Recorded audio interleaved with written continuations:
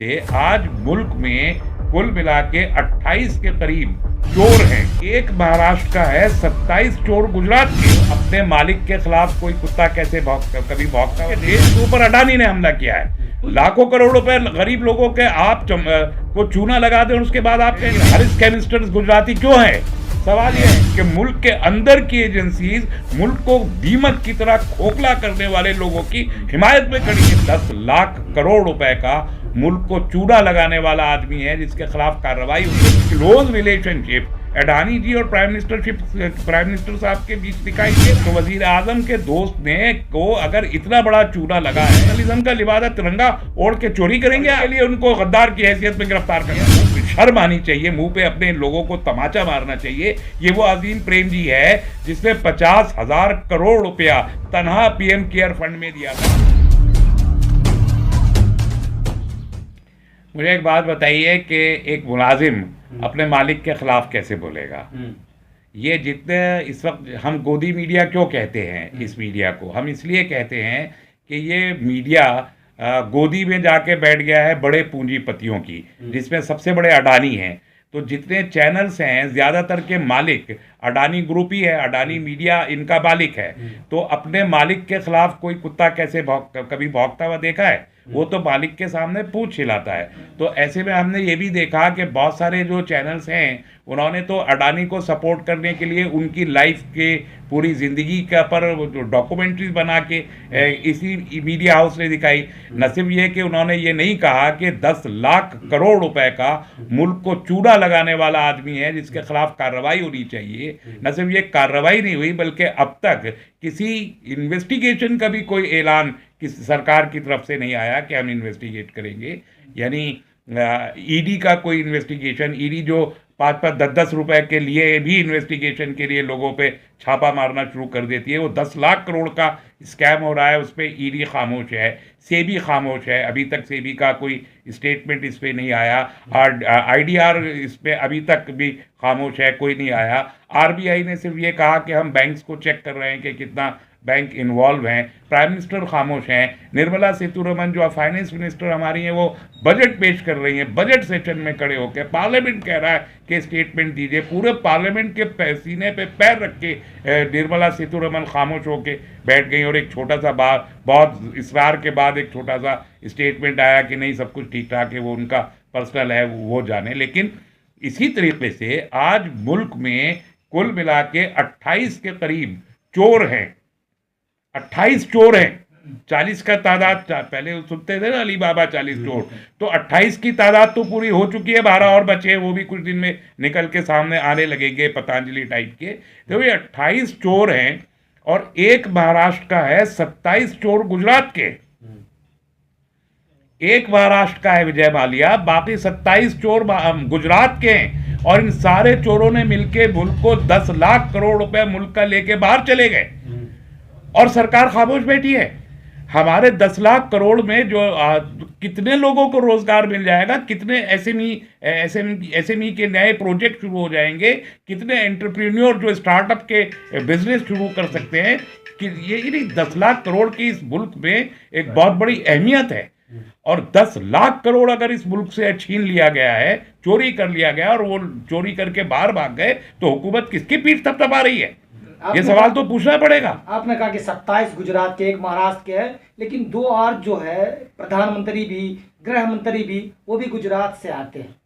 नहीं, गुजरात से तो आरबीआई के चीफ भी आते हैं। गुजरात से तो बहुत सारे इस वक्त जो लोग हैं वो गुजरात से आते हैं। सवाल ये नहीं है। देखिए, लोगों ने अभी ये कहा है, ये आवाज उठाती है गुजरात में 2 लोग जो है बेचने वाले, 2 लोग खरीदने वाले जो गुजराती है। मैं ये अर्ज कर रहा हूँ कि गुजरात में बहुत अच्छे लोग रहते हैं। 5 करोड़ के गुजराती बहुत अच्छे लोग हैं। सारे गुजराती स्कैमस्टर्स नहीं हैं, लेकिन हर स्कैमस्टर्स गुजराती क्यों है? सवाल ये है। सारे गुजराती चोर तो नहीं हो सकते। 5 करोड़ लोग हैं, बहुत अच्छे लोग हैं, बड़े शरीफ लोग हैं, बड़े रवायत वाले लोग हैं और बहुत अच्छा बिजनेस करने वाले लोग गुजरात में पाए जाते हैं, बड़े नेक लोग गुजरात में पाए जाते हैं। इसलिए कहते हैं सारे गुजराती स्कैमस्टर्स नहीं हैं, लेकिन सारे स्कैमस्टर्स गुजराती हैं। ये है असल सवाल जो पूछना चाहिए। इससे पहले हर्षद मेहता ने 3-3.5 हज़ार करोड़ रुपए का घपला किया था, वो भी गुजराती था। तो ये स्कैमस्टर्स गुजरात से क्यों निकल के आ रहे हैं, ये बात पूरे मुल्क को सोचनी चाहिए, इस पर गौर करना चाहिए। क्या सपोर्ट है क्या प्रधानमंत्री का? ऑब्वियसली देखिए, प्रधानमंत्री उनके जहाज में बैठ के जाया करते थे प्रधानमंत्री, फिर प्रधानमंत्री के जहाज में वो बैठ के जाने लगे।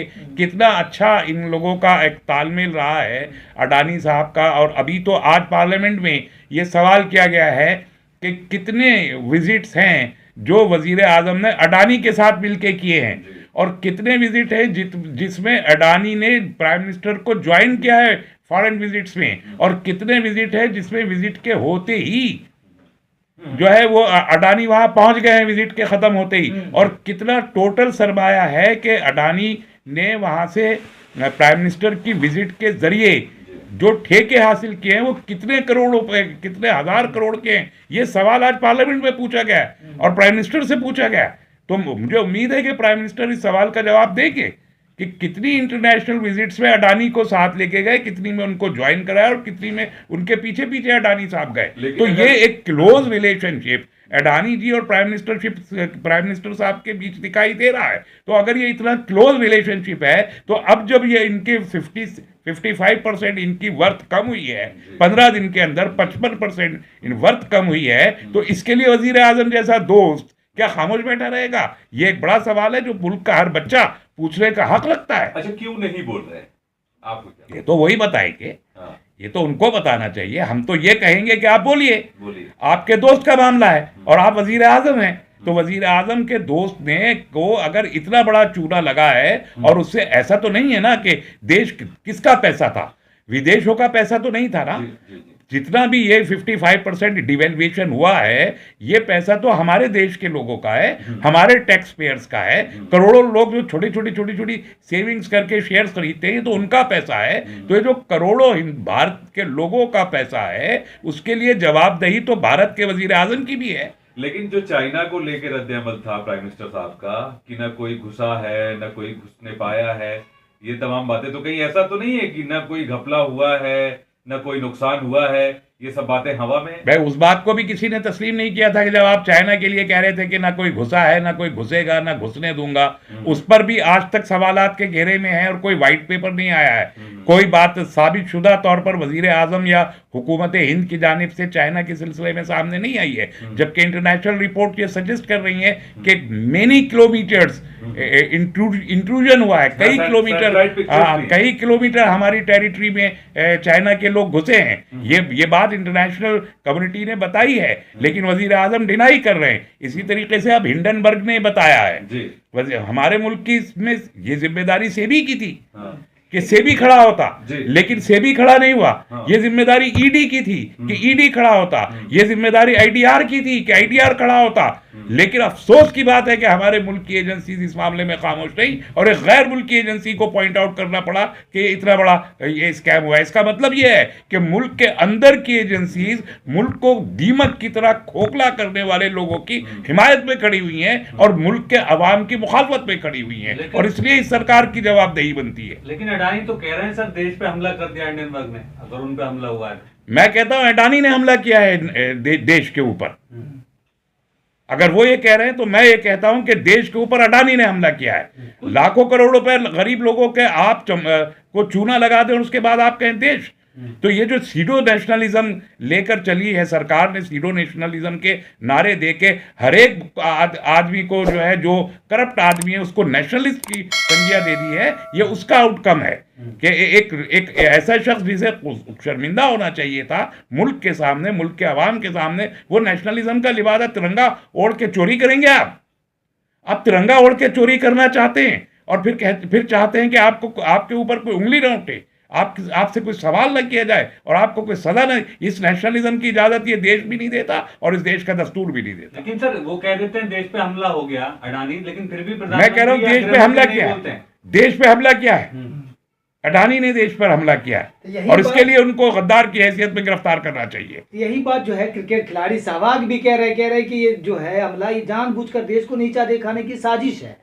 अरे भाई क्रिकेटर क्या है? जानबूझ के देश को नीचा दिखाने की साजिश कैसे हो सकती है? जब साहब ने डिनाई कीजिए, हिंडनबर्ग की रिपोर्ट में जो 88 सवाल किए सवाल गए पूछे, हैं, हाँ। उन 88 सवालों का क्रम वाइज जवाब दे दीजिए आप एक एक करके, फिर देखेंगे कि देश पे हमला। आप सवालों के जवाब नहीं दे रहे, आप हिंडनबर्ग की रिपोर्ट को खारिज करिए, मुकम्मल तौर पर खारिज कीजिए और उसका पॉइंट वाइज प्रोफेशनली उसका जवाब दीजिए कि यहाँ ये गलत किया और मुकदमा कायम कीजिए इंटरनेशनल कोर्ट्स में जाके अडानी के हिंडनबर्ग के ऊपर।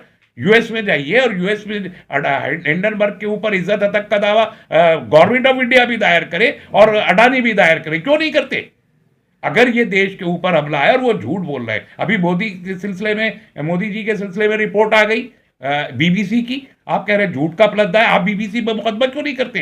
उस पे भी रोक अगर लगा। देश के ऊपर ये हमला हो रहा है और ये देश को बदनाम करने की साजिश है, तो आप उन एजेंसीज के ऊपर हमला क्यों नहीं करते? वो जो शेड्यूलिंग एजेंसीज हैं जो ये कहती हैं कि भुखमरी में देश जो है 147वें नंबर पर आ गया, वो जो ये कहती हैं कि जो इस देश में क्राइम के मामले में हमारे मुल्क का ग्राफ बिल्कुल नीचे होता चला जा रहा है, वो जो दलित और किसानों की खुदकशी के बारे में रिपोर्ट करती हैं जो एजेंसीज के देश का ग्राफ बिल्कुल नीचे हो गया, वो जो प्रेस फ्रीडम के बारे में कहती हैं एजेंसीज के मुल्क में सबसे ज्यादा इंटॉलरेंस है प्रेस के खिलाफ, सबसे ज्यादा जर्नलिस्ट इस मुल्क भारत में कत्ल होते हैं प्रेस के लोग, जो ये एजेंसीज करती है वो सब अगर देश को बदनाम कर रही हैं तो उन एजेंसीज के खिलाफ देश की सरकार क्या कर रही है? देश की सरकार को उनके खिलाफ खड़ा होना चाहिए। तो प्राइम मिनिस्टर साहब ने क्या मतलब मरने के लिए छोड़ दिया है अब अडानी साहब को? मतलब जिस तरह से खामोशी अख्तियार भाई कर मैंने ली तो है। पहले भी कहा कि हाँ। जो शायद सरकार जो है अडानी से पल्ला झाड़ रही है, जैसे विजय माल्या से पल्ला झाड़ दिया था हाँ। जब, और विजय माल्या को भागने की इजाजत दे दी थी हाँ, एक तरह से। हाँ। तो विजय माल्या जो है वो उस वक्त राज्यसभा के मेंबर थे, वजीर खजाना से उन्होंने मुलाकात की और अगले दिन वो भाग गए थे। जी जी। इसी तरीके से ये जो डिमांड की गई है, जो संजय सिंह ने डिमांड की थी कि इनका पासपोर्ट जब्त करना चाहिए, क्यों नहीं जब्त किया गया? तो एक तरफ सरकार पल्ला झाड़ रही है, दूसरी तरफ उनका जो मीडिया है अडानी मीडिया, वो अडानी मीडिया उनकी ऐसा चित्रण कर रहा है, उनका ऐसा प्रेजेंटेशन टेलीविजन पे कर रहा है जैसे वो महात्मा गांधी हों।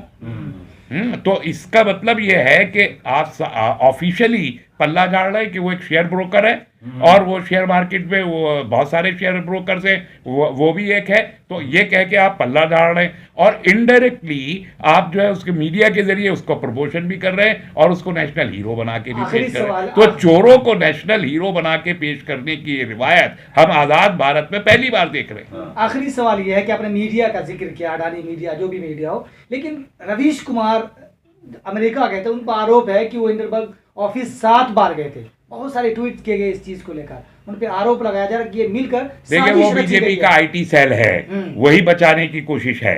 वो बीजेपी का आईटी सेल है और ये ऑप इंडिया पे और जो पांचनीय में ये खबर पूरी की पूरी छपी है, तो ये अब फेस सेविंग की एक एक्सरसाइज है और उसको में भी एक ही फंडा है बीजेपी और आरएसएस के पास, कम्युनल करना चीजों को। तो उसमें अजीम प्रेम जी से उन्होंने शुरू किया हाँ, और ये वो अजीम प्रेम जी है, मुंह पे शर्म आनी चाहिए, मुंह पे अपने लोगों को तमाचा मारना चाहिए। ये वो अजीम प्रेम जी है जिसने 50,000 करोड़ रुपया तनहा पीएम केयर फंड में दिया था।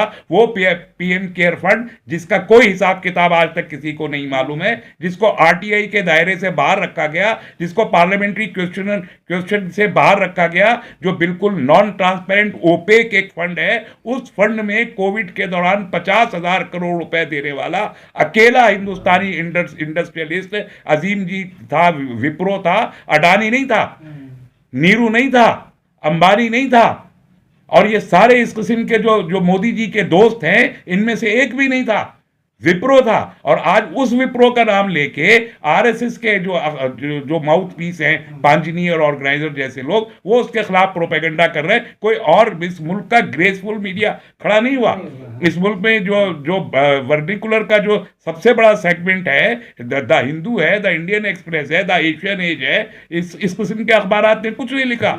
ऑर्गेनाइजर ने और पांचनी ने लिखा है, जो सब जानते हैं कि आरएसएस का अखबार है। तो आरएसएस आके खड़ा हुआ है अडानी की हिमायत में, और इसलिए यह सवाल वाजिब बनता है जो आज पार्लियामेंट में पूछा गया कि अडानी ने पिछले 8 साल में बीजेपी और आरएसएस को कितना चंदा दिया है और कितने बॉन्ड दिए, बताए बीजेपी खुल के।